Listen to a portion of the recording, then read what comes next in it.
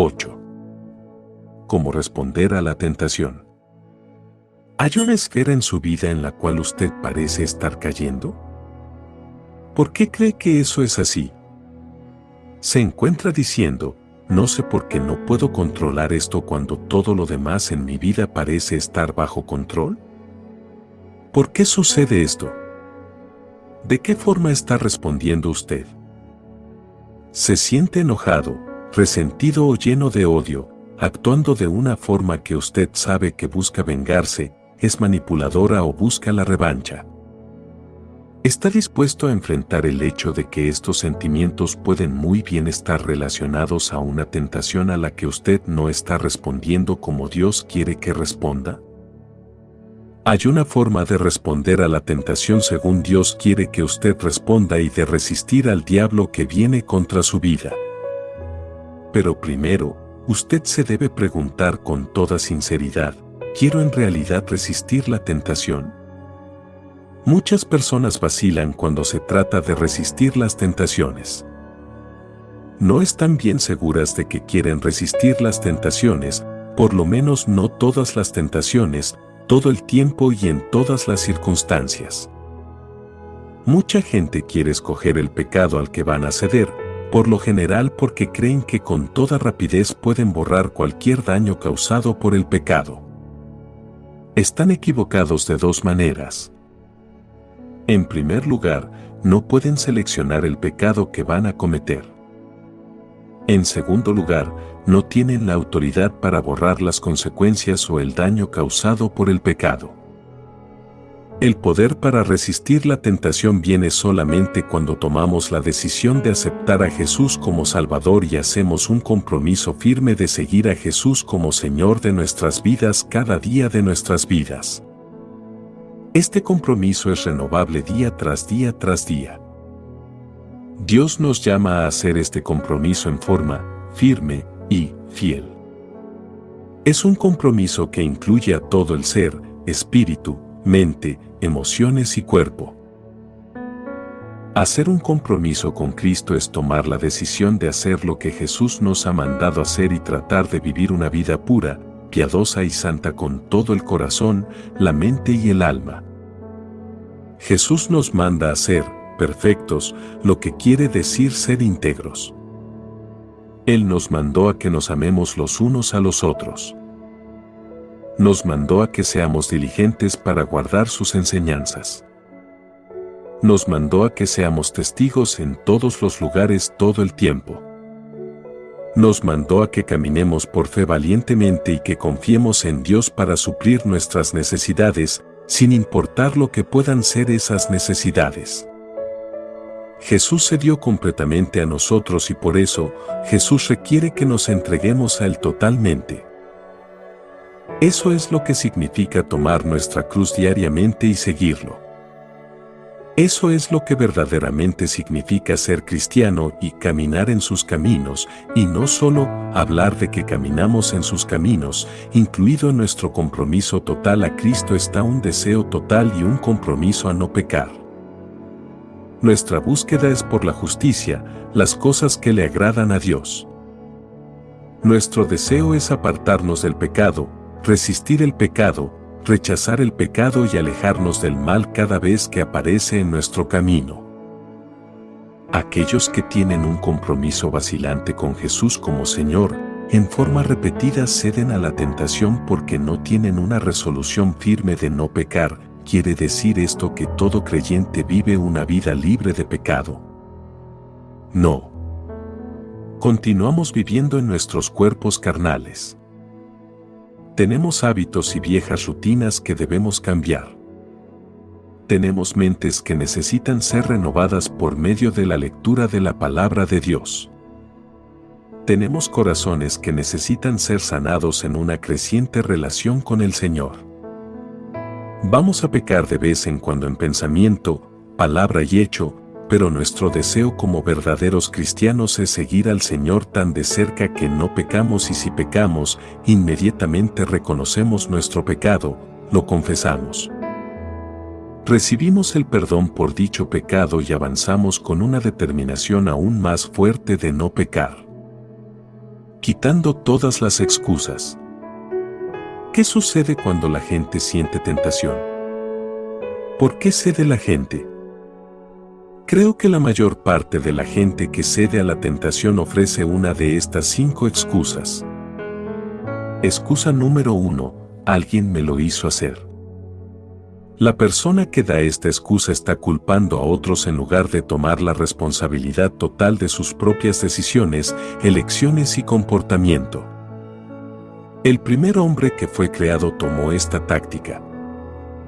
Después de haber comido del fruto prohibido del árbol de la ciencia del bien y del mal, Adán le dijo a Dios, la mujer que me diste por compañera me dio del árbol, y yo comí, Génesis 3:12. Esa excusa no justificó las acciones de Adán en aquel entonces y no justifica que cedamos a la tentación hoy. Aún así, mucha gente trata una y otra vez de decir, mi familia me convenció en cuanto a esto. Mis compañeros de trabajo lo estaban haciendo. La forma en que fui criado no me proveyó la fuerza para resistir esta tentación. Mis circunstancias se dieron para ceder a esta tentación. Nadie fuerza a nadie para ceder a una tentación. Una persona tal vez lo atraiga, lo aliente o lo invite para que peque con ella, pero esa persona no puede causar que usted participe en comportamiento pecaminoso. Usted debe tomar la responsabilidad por su comportamiento pecaminoso. Lea lo que dice la palabra de Dios en cuanto a esto, hijo mío, si los pecadores te quisieren engañar, no consientas. Si dijeren, ven con nosotros, pongamos acechanzas para derramar sangre, acechemos sin motivo al inocente, los tragaremos vivos como el Seol, y enteros, como los que caen en un abismo, hallaremos riquezas de toda clase, llenaremos nuestras casas de despojos. Echa tu suerte entre nosotros, tengamos todos una bolsa. Hijo mío, no andes en camino con ellos, aparta tu pie de sus veredas, porque sus pies corren hacia el mal, y van presurosos a derramar sangre. Proverbios 1:10-16, pero, tal vez diga usted, nunca sería engañado para cometer un homicidio y robarle a una persona. ¿No? Pero, ¿está usted sujeto a que otros lo engañen para beber bebidas alcohólicas con ellos después del trabajo y luego conducir bajo la influencia del alcohol? ¿Está sujeto a unirse a las fuerzas que quieren lograr que una persona se vaya de su compañía para que usted pueda obtener el cargo de dicha persona? ¿Está permitiendo ser seducido para cometer adulterio, lo cual puede muy bien resultar en la muerte de su matrimonio y la pérdida de bienes materiales para ambos, el cónyuge inocente y el culpable? Las excusas, todo el mundo lo hace, y nadie jamás se va a enterar, no va a quedar así. Los que están en una posición firme con Dios no están cometiendo el pecado que usted se siente tentado a cometer y alguien se va a enterar de lo que usted ha hecho, su nombre es Jesucristo. Excusa número 2, Dios me lo hizo hacer. Lo que la persona que ofrece esta excusa cree, en esencia es, Dios podría haber impedido que esta tentación llegara a mi vida. Por lo tanto, Dios envió la tentación. Tenemos que estar muy claros en este punto. Dios no tienta a nadie. La Biblia dice, cuando alguno es tentado, no diga que es tentado de parte de Dios, porque Dios no puede ser tentado por el mal, ni él tienta a nadie, sino que cada uno es tentado, cuando de su propia concupiscencia es atraído y seducido. Entonces la concupiscencia, después que ha concebido, da a luz el pecado, y el pecado, siendo consumado, da a luz la muerte. Amados hermanos míos, no erréis. Toda buena dádiva y todo don perfecto desciende de lo alto, del Padre de las luces, en el cual no hay mudanza, ni sombra de variación. Él, de su voluntad, nos hizo nacer por la palabra de verdad, para que seamos primicias de sus criaturas. Santiago 1:13-18. Las tentaciones no son deseos de hacer bien o de mostrar justicia.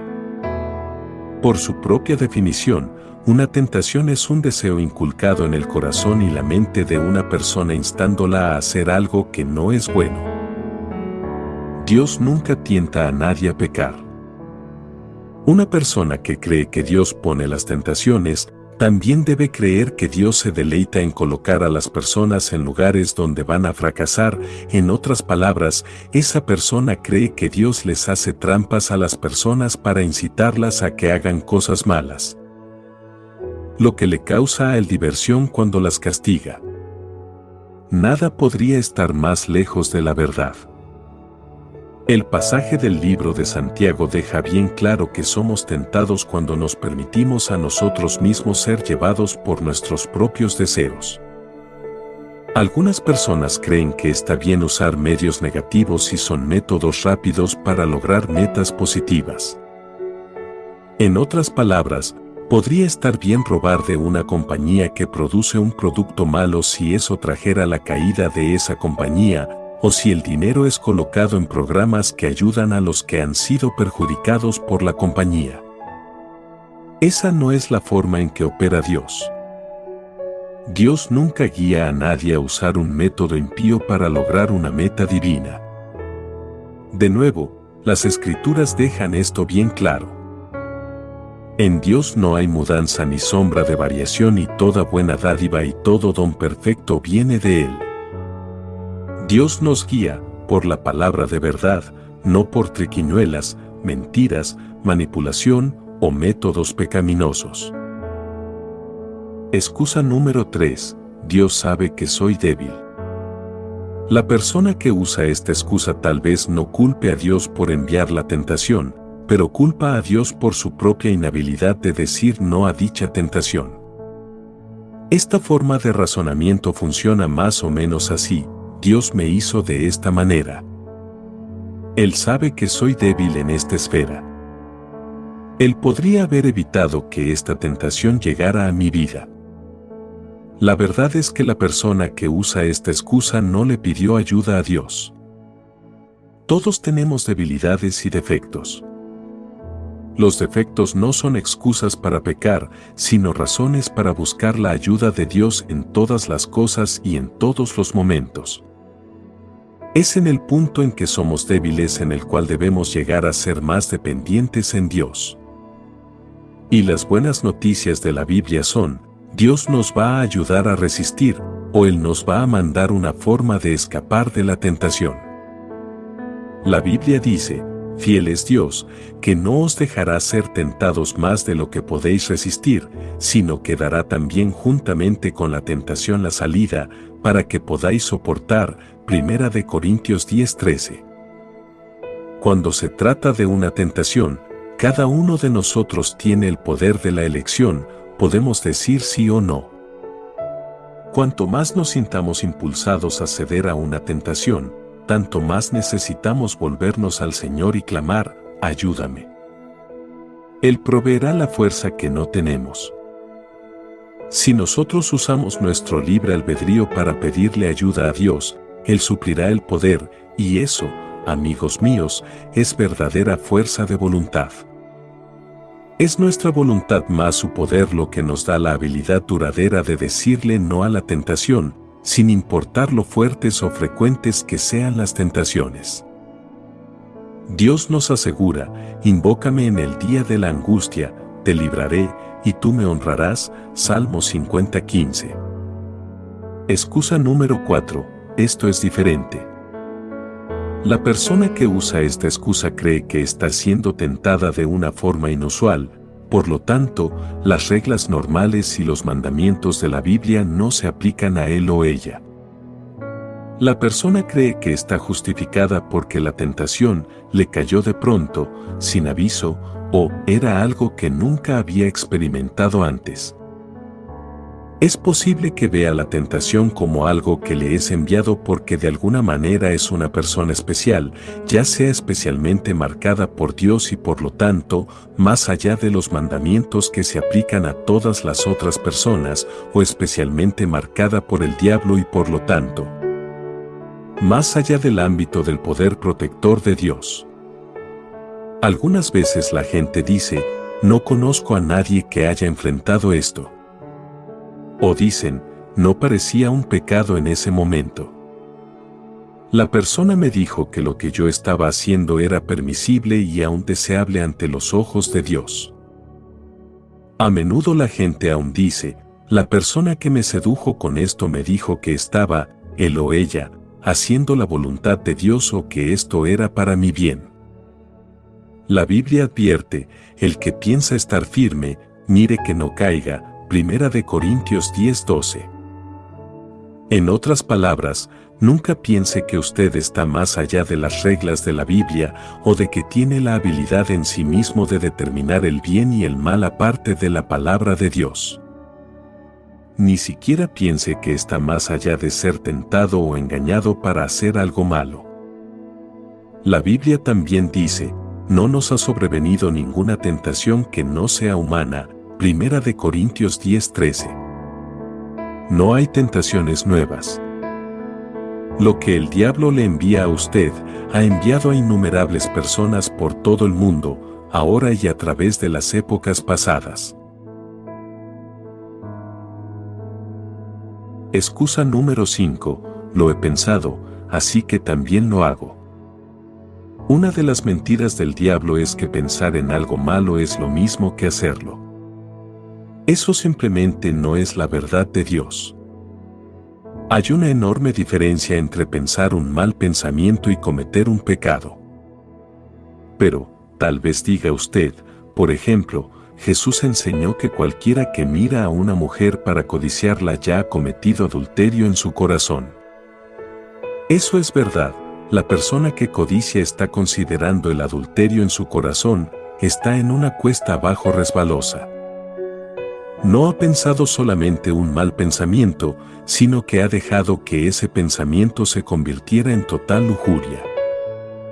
Si no reconoce lo que está haciendo y le pone fin a eso con la ayuda de Dios, finalmente va a actuar sobre sus fantasías.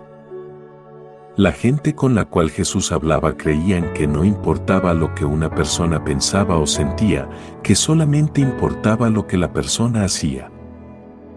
Jesús les dijo, lo que ustedes piensan y sienten tiene mucha importancia, porque lo que ustedes piensan y sienten determinará lo que hacen. La lujuria que se permite en la mente y el corazón de una persona producirá comportamientos de adulterio. Dejen su lujuria y así no van a cometer adulterio. No hay nadie que pueda evitar un pensamiento negativo, malo o pecaminoso de vez en cuando. Los pensamientos nos llegan. Los buenos pensamientos son los que deben dejarse en la mente para que echen raíces. Los pensamientos negativos, malos y pecaminosos deben ser rechazados inmediatamente. No entretenga ningún pensamiento relacionado al pecado. Si usted entretiene un pensamiento pecaminoso por el tiempo suficiente, va a resultar en un comportamiento. Aprenda a resistir. Resistir la tentación es un proceso que se aprende. Si usted es tentado en forma repetida en una esfera particular de su vida, lo animo a que vaya a alguien que usted sepa que ha sido tentado también en esa esfera y que ha respondido con éxito resistiendo la tentación y rehusándose a ceder a ella. Pídale a la persona que lo aconseje y le diga la forma en que Dios lo ayudó. Aprenda de la experiencia de dicha persona. Pero, tal vez usted diga, ¿qué pasa si no conozco a nadie que ha resistido la tentación exitosamente? Todos tenemos el ejemplo de Jesús, quien fue tentado de formas mucho más fuertes que cualquier ser humano haya sido o será tentado. Bueno, usted puede responder, Jesús era el Hijo de Dios. Por supuesto que él pudo resistir la tentación. Permítame señalarle un par de cosas que tal vez no haya considerado acerca de Jesús y las tentaciones de Satanás que él experimentó en el desierto. Vea Mateo 4:1-11 y Lucas 4:1-13.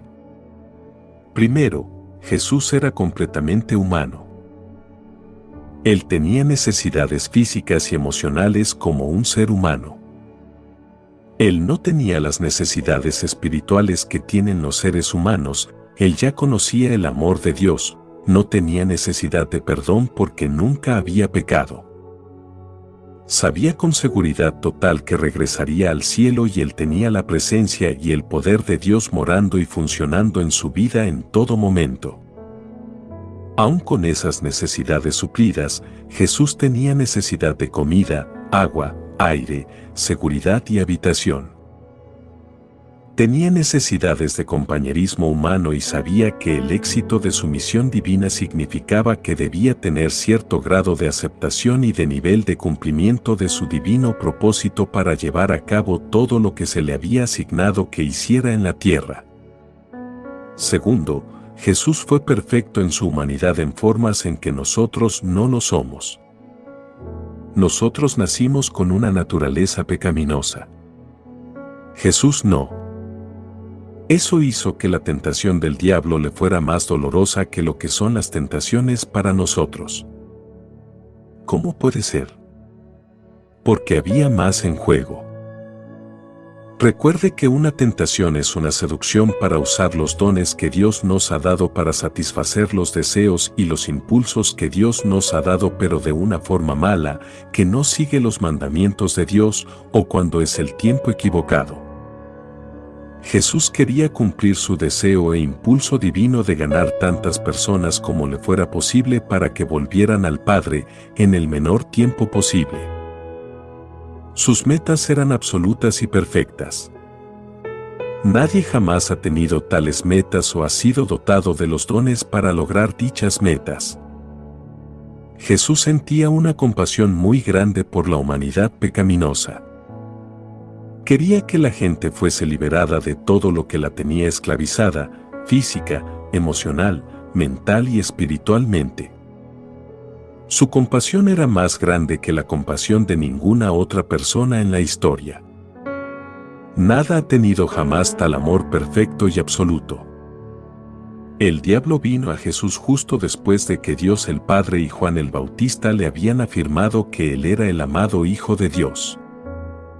El diablo comenzó sus tentaciones con la palabra condicional sí. Él intentó proyectar dudas en lo que Jesús había escuchado de Dios el Padre y del hombre más justo del mundo aparte de Jesús. El diablo atacó a Jesús en el mismo centro de su identidad, su fortaleza. El diablo siempre va a atacar a quien es usted en Jesucristo y lo que usted ha sido dotado para hacer, en ambos, los dones naturales y los dones espirituales. Él le va a decir cosas tales como, ¿eres en realidad creyente? Si eres en realidad creyente, no harías eso. Si eres en realidad creyente, deberías poder hacer esto. Si en verdad tienes ese don de Dios, deberías ser capaz de hacer. El diablo intenta llamarnos la atención en cuanto a nuestra relación con Dios y sus dones de identidad en Jesucristo. Él intenta poner en duda la presencia y la obra del Espíritu Santo en y a través de su vida. El diablo presenta lo que parece razonable. En primer lugar, el diablo intentó tentar a Jesús para que hiciera un milagro que supliría su necesidad física de comida en el desierto.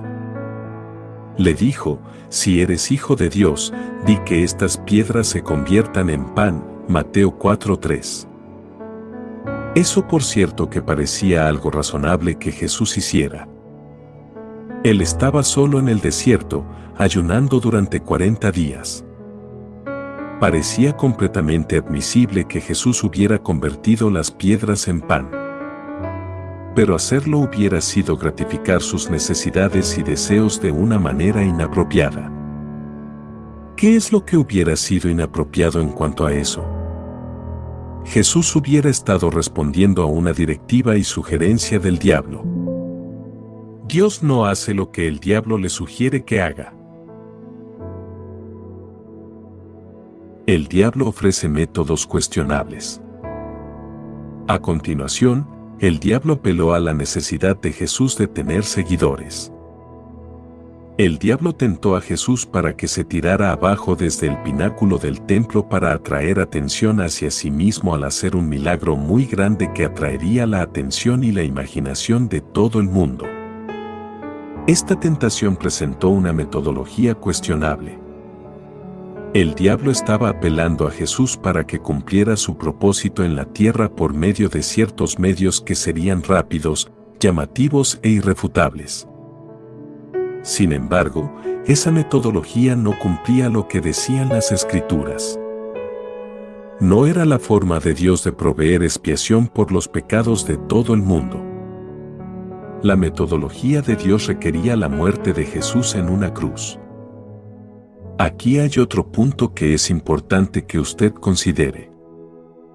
Cuando el diablo le presentó esta tentación a Jesús, él arrojó un par de versículos bíblicos para tratar de convencer a Jesús de que era un buen método para que él lo usara. El diablo le dijo, escrito está, a sus ángeles mandará acerca de ti, en sus manos te sostendrán, para que no tropieces con tu pie en piedra. Mateo 4:6. El diablo estaba citándole a Jesús el Salmo 91:11-12. Hay veces cuando el diablo tal vez le recuerde un versículo bíblico o algo que una persona piadosa le ha dicho a usted para reforzar la tentación que le está presentando. El diablo va a aislar versículos bíblicos para pintar el método que está defendiendo a la mejor luz posible. El propósito del diablo es causar duda y confusión y hacerle cuestionar si debe probar el método que él le sugiere o emplear el método que usted sabe que es de Dios. Por ejemplo, una joven pareja puede estar planeando casarse. Entonces les llega la oportunidad de comprar una casa, pero la oferta dura solamente unos días. No pueden comprar la casa con solo uno de los sueldos. El diablo les dice, múdense juntos. De todas formas se van a casar.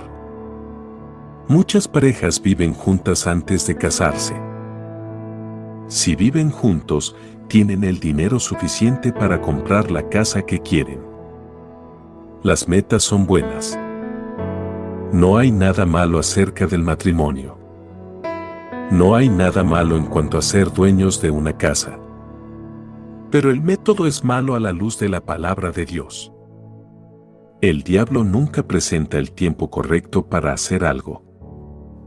El diablo le presentó a Jesús el asunto del tiempo correcto.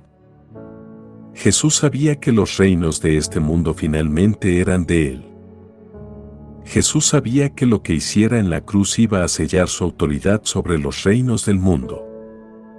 Lo que el diablo tentó a Jesús fue a que se asegurara esos reinos sin ningún ministerio ni sufrimiento.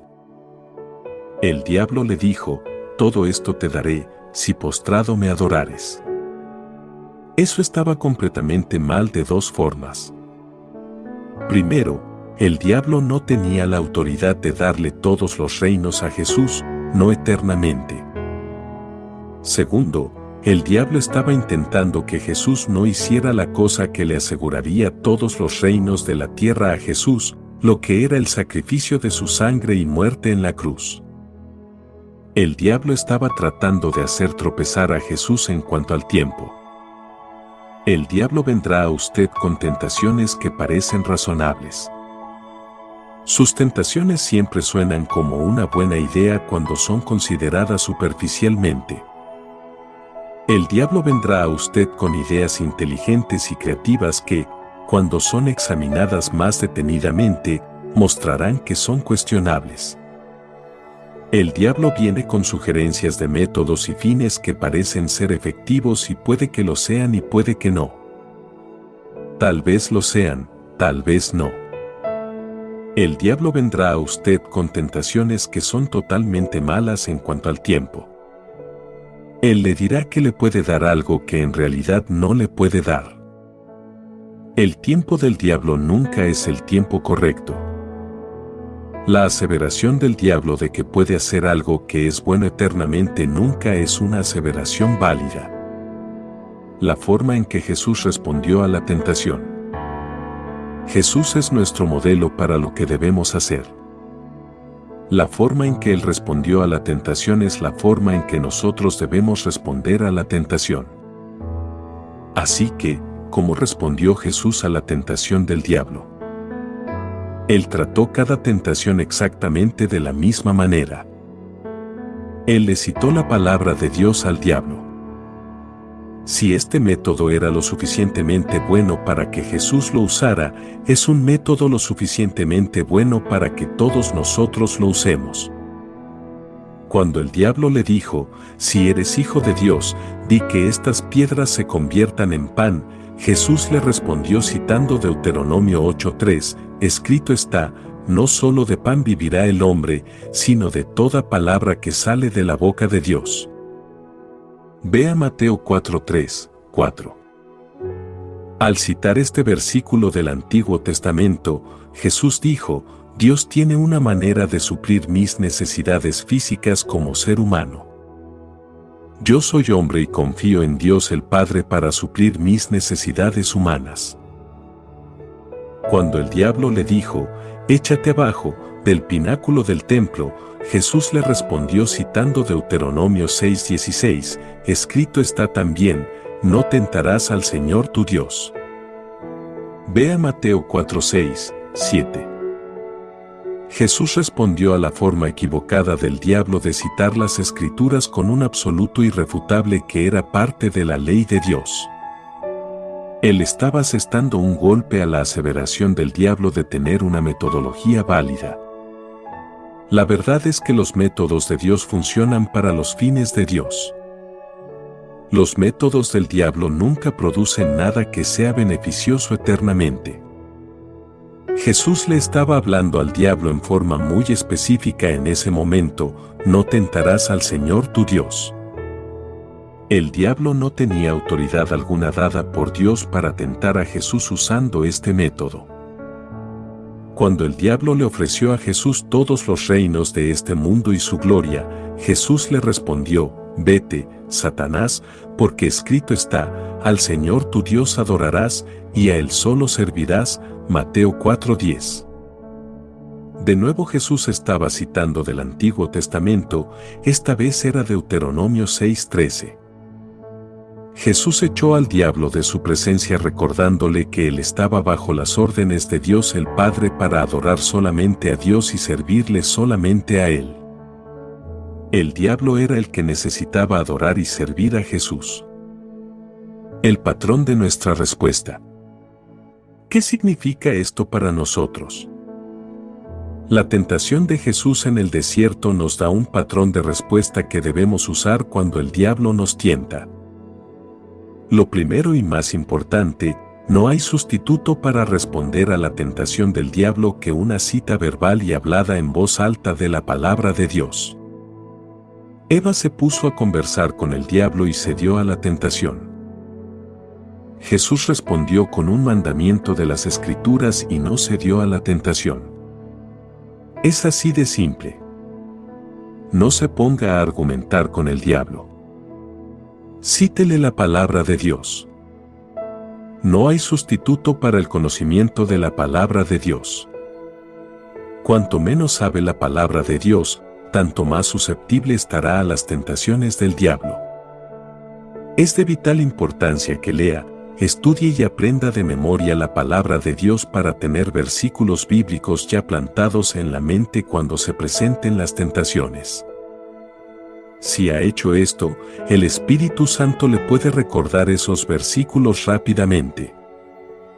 Llegan a ser una respuesta poderosa a la tentación. Cuando usted expresa en voz alta esos versículos con un tono de voz de mando, hará huir al diablo y, al mismo tiempo, permitirá que el Espíritu Santo de Dios le ministre y le fortalezca. Segundo, Jesús se apoyó en la promesa de Dios de que Dios supliría todas sus necesidades como ser humano. Usted debe saber esas promesas y también apoyarse en ellas. Tercero, Jesús estaba 100% comprometido y había resuelto en su mente que escogería hacer las cosas a la manera de Dios, usando los métodos de Dios para lograr las metas de Dios, y que actuaría en el tiempo de Dios. A través de su ministerio, Jesús dijo en forma repetida que hizo solo lo que había visto hacer al Padre cuando vio que el Padre lo hacía. Esto es algo que usted necesita decidir en su mente y en su corazón. Usted debe llegar al lugar en el cual está 100% comprometido a hacer las cosas a la manera de Dios y en el tiempo de Dios. Como distanciarse del tentador. Tratar con el diablo. Jesús lo mandó, vete, Satanás, Mateo 4:10. En efecto, Jesús se distanció del tentador. Algunas veces tal vez usted no tenga ni el tiempo ni la oportunidad de responder a su tentación con la palabra de Dios. Esto es especialmente cierto si la tentación le llega a usted a través de un ser humano. De pronto usted se puede encontrar en una situación que sabe que es mala o que va directo al pecado. En esas ocasiones, es de suma importancia que usted se aleje del diablo y usted debe ser el que se va del lugar. Considere lo que sucedió en la vida de José cuando la esposa de Potifar puso sus ojos en José y le dijo, duerme conmigo. Vea Génesis 39:7. El diablo sabía cuáles eran los dones y los deseos que Dios le había dado a ese hombre. Él sabía que Dios le había dado a José 2 sueños que predecían su futura grandeza. El diablo no tenía ningún conocimiento secreto en cuanto a esos sueños. Todo lo que tuvo que hacer fue escuchar a José cuando les contó a sus hermanos sus sueños. El diablo también podía ver lo que todo el mundo veía. Era José de hermoso semblante y bella presencia, Génesis 39:6. El diablo también sabía sobre el odio, los celos y el rechazo que José había experimentado de parte de sus hermanos, todo lo cual había culminado en que José fuera vendido como esclavo en Egipto. Él sabía en cuanto a las profundas necesidades de amor, reconocimiento y aceptación que sin duda tenía José. El diablo también sabía del éxito que José tenía en la casa de Potifar. José se había elevado a la posición de mayordomo en el hogar de Potifar. Todo lo que José hacía tenía éxito. Todo lo que José trataba de hacer prosperaba. José había encontrado tanto favor a los ojos de Potifar que todo en la casa de éste fue colocado bajo la autoridad de José. No tengo dudas de que el diablo le recordó a José en cuanto a su necesidad física. Él era un hombre joven que no tenía esposa, con deseos e impulsos normales físicos y sexuales. No tengo dudas de que el diablo se aprovechó de las necesidades de José de sentir aprecio, amor y aceptación. José era un joven esclavo en la tierra extranjera de Egipto, muy lejos de su familia y de su gente. No tengo dudas de que el diablo arregló la situación para que José estuviera solo en la casa con la esposa de Potifar. No tengo dudas de que el diablo le dijo a José, tú tienes todo lo demás bajo tu autoridad en la casa de Potifar. Tú deberías tener todo bajo tu control, incluyendo la esposa de Potifar. Ella está disponible y está lista. Tú tienes necesidades. Aprovecha el momento. Nadie jamás lo sabrá. El diablo estaba tratando de lograr que José usara las habilidades que Dios le había dado para suplir los deseos que Dios le había dado de una forma incorrecta en ese mismo momento. Cuando la esposa de Potifar agarró a José de sus ropas, tocándolo físicamente como la vez que le había dicho, duerme conmigo, José no se puso a discutir con ella o trató de hablarle. Él huyó y salió, Génesis 39:12. Puede haber ocasiones cuando una tentación le llega a usted a través de otra persona y no hay tiempo para citarle versículos bíblicos a esa persona. En ese momento debemos responder huyendo. Aléjese. Salga de la presencia de esa persona tan rápidamente como le sea posible. No se preocupe en cuanto a ser rudo o no hacer lo que es socialmente aceptado. Salga de la presencia del tentador. Si usted no puede enviar a esa persona lejos resistiéndola o citándole versículos bíblicos, entonces aléjese de ella físicamente lo más rápidamente que pueda. El mejor momento para decirle no a una tentación. El mejor momento para decirle no a una tentación es inmediatamente. No espere a que la tentación vuelva otra vez. No será una tentación con la actitud de, voy a probar esto solo una vez. La próxima vez diré no. Dios nos advierte en cuanto a los peligros y las consecuencias de ceder a la tentación. Nos advierte en su palabra. Nos advierte por medio de personas piadosas. Nos advierte por medio de ejemplos de personas o por medio de experiencias en nuestras vidas. No pase por alto las advertencias de Dios. Sansón las pasó por alto. Sansón tenía debilidad en lo referente a las mujeres filisteas. No sé con exactitud lo que era en cuanto a ellas que le atraía a Sansón, la Biblia no nos lo dice. Sansón fue a una ciudad, Timnat, y allí vio a una mujer filistea. Regresó a su hogar y les dijo a su padre y a su madre, yo he visto en Timnat a una mujer de las hijas de los filisteos, os ruego que me la toméis por mujer. Vea Jueces 14:1, 2. Los padres de Sansón sabían que Dios había llamado a Sansón. Desde antes de su nacimiento, Sansón había sido destinado para ser nazareo, es decir, un hombre separado para los planes y propósitos de Dios. Como buenos israelitas, los padres de Sansón sabían que él se debía casar con una mujer israelita. Esta fue la respuesta de ellos al pedido de Sansón, no hay mujer entre las hijas de tus hermanos, ni en todo nuestro pueblo, para que vayas tú a tomar mujer de los filisteos incircuncisos. Jueces 14:3. Sin embargo, Sansón era un hombre adulto. Él podía hacer sus propias elecciones y rehusó obedecer la palabra de Dios o el consejo de sus padres. Insistió, tómame esta por mujer, porque ella me agrada, Jueces 14:3. Cuando este deseo de Sansón resultó en que la esposa escogida para él fuese dada a otro hombre, la muerte de 30 hombres en Ascalón y finalmente la muerte de su esposa escogida, Sansón regresó al hogar de sus padres. ¿Aprendió Sansón de esta experiencia con la joven mujer en Timnat? No. Entonces Sansón se volvió a una mujer ramera en Gaza, que también era una zona filistea. Los filisteos se enteraron que él estaba con la ramera y casi mataron a Sansón. ¿Aprendió Sansón de esta experiencia con la ramera en Gaza? No. Luego Sansón se volvió a una mujer filistea llamada Dalila.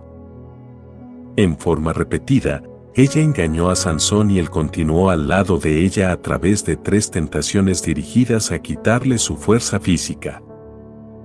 Sansón permitió que lo ataran 3 veces con 7 cuerdas nuevas y luego permitió que Dalila trenzara 7 guedejas con su cabello y las asegurara en una estaca.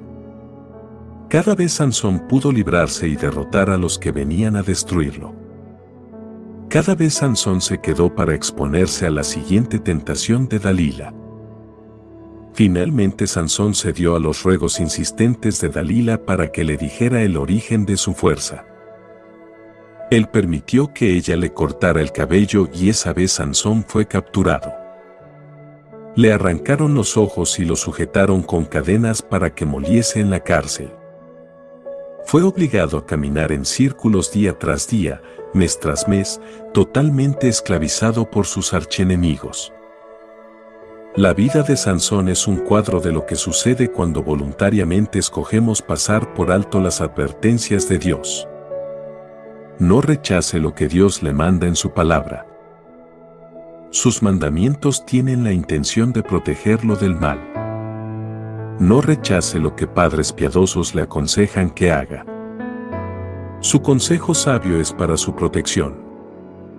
No rechace o tome en poco las formas en que Dios lo ha protegido del mal en el pasado.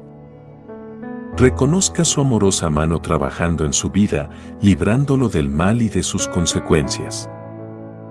No piense que está por encima de los intentos del enemigo de hacerlo tropezar o de tentarlo. No crea que usted puede superar estratégicamente al diablo o ser más inteligente que aquellos en quienes opera el diablo. El diablo es engañoso, astuto, manipulador y sutil más allá de la medida humana. No juegue con fuego. Los que lo hacen, finalmente se queman. Si usted no obedece las repetidas advertencias de Dios, es probable que se encuentre a sí mismo esclavizado por las mismas fuerzas que pensó que podía controlar o vencer. Es posible que se encuentre a sí mismo atrapado, viviendo una vida que no tiene ningún propósito divino, gozo o satisfacción emocional profunda. Las advertencias de Dios están allí. Él nunca deja de advertirle a sus hijos acerca de las consecuencias asociadas con el mal. Él siempre presenta las maravillosas promesas asociadas con la obediencia. Escuche lo que Dios le habla a usted en la Biblia, a través de personas piadosas y a través de sus propias experiencias anteriores.